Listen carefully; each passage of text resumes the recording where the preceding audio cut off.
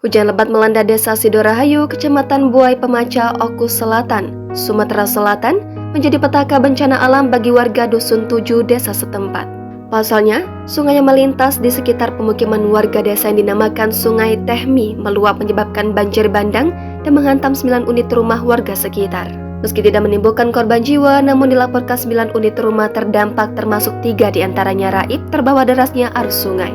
Tak hanya itu, sebuah jembatan gantung putus serta sebuah bangunan masjid ikut rusak.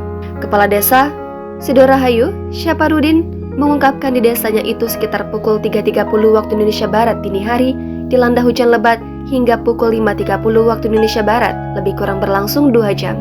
Kemudian, warga yang mengkhawatirkan sungai meluap sudah mengantisipasi menyelamatkan diri ke tempat dataran tinggi.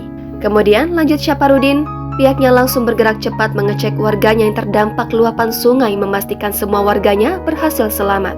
Setelahnya, Kades langsung melaporkan kejadian bencana alam tersebut ke Kapolsek Buai Pemaca, hingga ke kecamatan hingga melaporkan ke BPBD Oku Selatan. Beruntung, tak lama setelahnya Sungai Tehmi yang meluap berangsur surut, sehingga warga desa, perangkat desa dibantu TNI Polri yang sudah tiba di lokasi membantu warga yang terdampak banjir. Terpisah, Kepala Badan Penanggulangan Bencana Daerah atau BPBD melaporkan terdapat 3 unit rumah warga desa Sidorahayu hilang disapu oleh derasnya arus sungai yang pasang.